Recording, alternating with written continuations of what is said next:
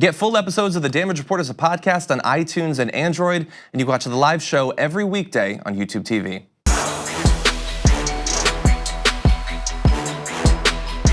The midterms just happened. The Democrats are poised to take control of the House of Representatives, but who will be the speaker? Many accounts point to Nancy Pelosi, but there has been a recent development that we will cover now in our segment that we call What Happens to Nancy?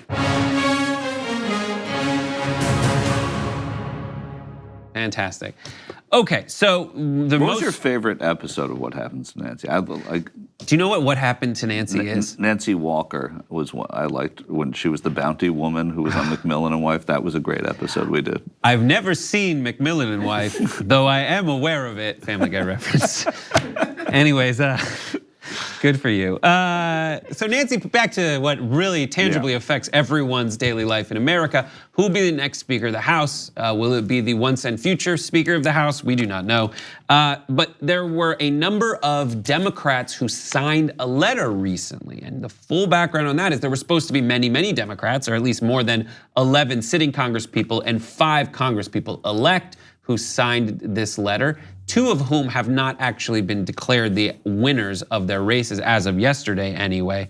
Fascinating, how do you write a letter like this that issues your position opposing the potential leader, the Speaker of the House? They say, "We are thankful to Leader Pelosi for her years of service to our country and of our caucus. She is a historic figure whose leadership has been instrumental to some of our party's most important legislative achievements. However, we also recognize that in this recent election, Democrats ran and won on a message of change. Our majority came on the backs of candidates who said that we would support new leadership because voters in hard-won districts and across the country want to see real change in Washington. We promised to change the status quo. We intend to deliver on that promise. Therefore, we are committed to voting for new leadership in both our caucus meeting and on the floor." Not enough people, however, in the 16 that signed. No, 16 people, a good number of people. They promised more. There are people like Connor Lamb, who won in Pennsylvania, Abigail Spanberger, who won in Virginia, who said when they get to the floor, they're not going to sign a letter, but when they get to the floor, they're not going to support Pelosi.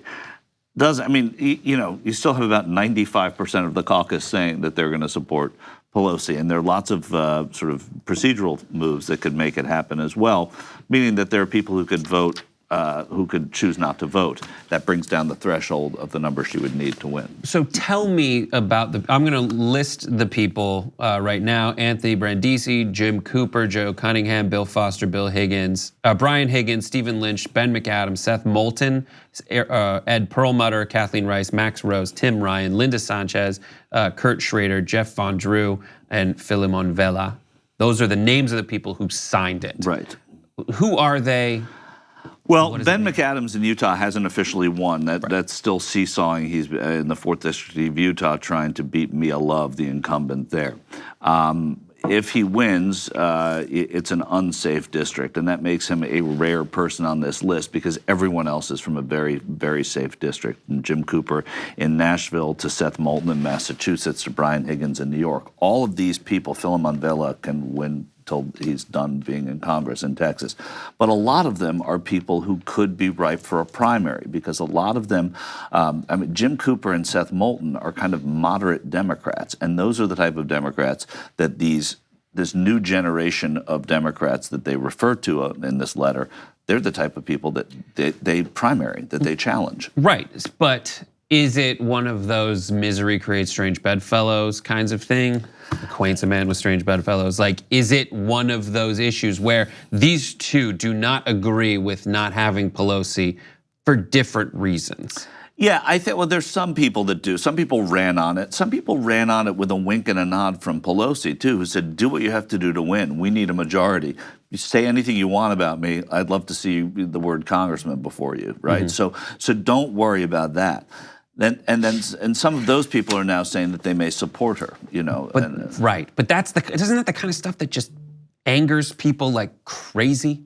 Like that is the kind of disingenuous political behavior. But that's politics. That's the business they're in. That's it's a trade-off business, politics. And so is it disingenuous?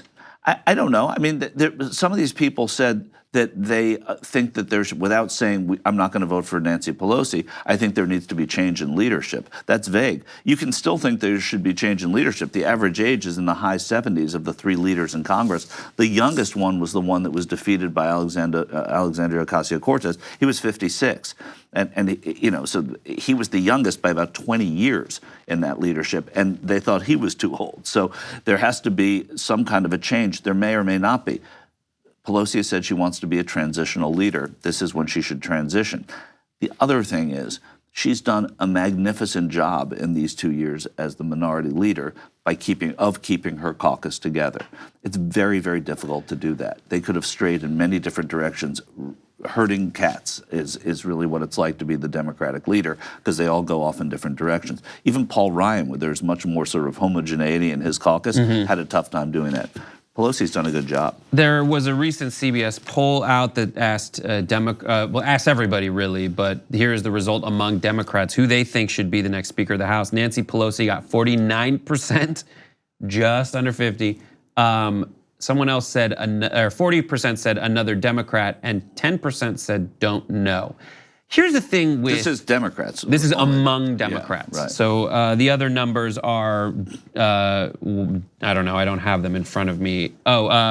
Republicans said that they want, 12% want Pelosi, 76% said another Democrat. Independents said, 27% of independents said they want Pelosi, 58% said they want another Democrat. So of independents, 58% said they would like to see another Democrat. Is this— It's a dumb poll. I personally think it's a dumb poll. It doesn't matter. First of all, it's 435 people are the representatives who are elected. They get to decide. The 235 or so Democrats will decide. And it doesn't matter. It's a flash poll. It's too easy out of nowhere to start saying, what do you think of Nancy Pelosi? If there was a trend to this polling, then that would be something to look at. The one thing that jumped out to me is is the same issue arises with this as there does with the presidential field. Like who? If not Nancy, then who? Other Democrat. I mean, if it was, other Democrat is doing great, given that other Democrat does not have a name. Well, that's a really important thing in this case, because there's no one who's come forward. Marcia Fudge has been floated as a possibility. Now CBS is reporting that she she advocated on behalf of somebody who was a ne'er-do-well, with a letter to try and get somebody who'd done some bad things a lighter sentence. I think that when you make a great point, you've got to have an alternative. There's nobody running against her. She's going to win in the caucus next week on the 28th. Then when it gets to the floor, that's when it could be a little bit tougher and a little bit different. I don't think she's going to lose the speakership. Just one last thing about the Nancy Pelosi discussion. Something that I've seen recently is a lot of folks who say that Nancy Pelosi, if you oppose her, there's somehow sexism baked into that. Here's a video of Whoopi Goldberg on The View that you may have seen, but I want to talk about it with Michael, so take a look.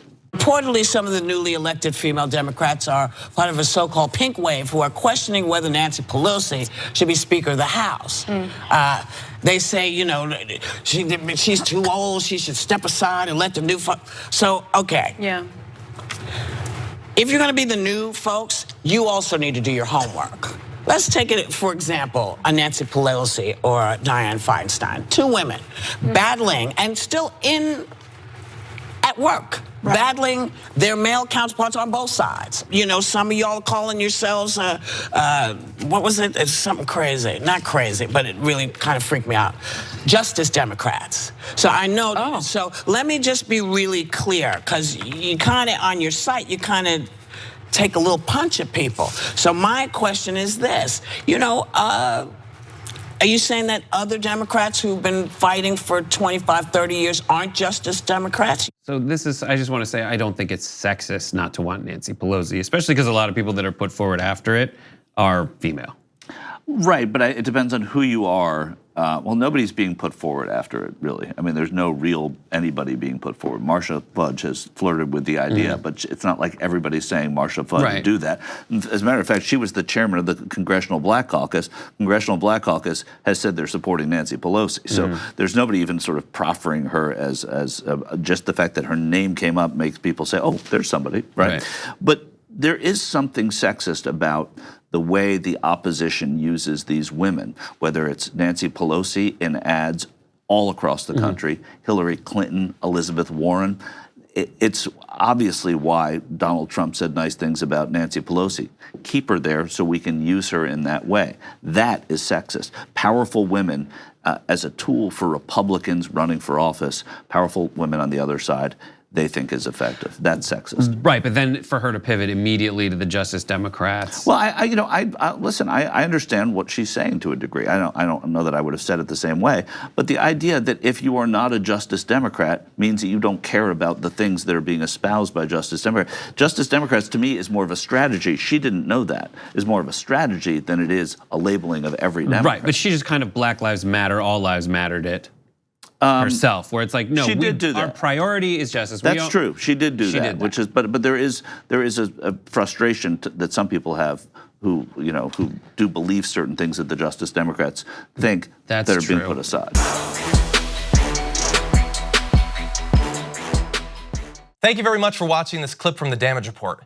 If you liked it, don't forget to subscribe to this channel and ring the bell on YouTube to get notifications of our new videos. And of course, you can catch the full Damage Report live every weekday at 1 p.m. Eastern, 10 a.m. Pacific on TYT Network on YouTube TV.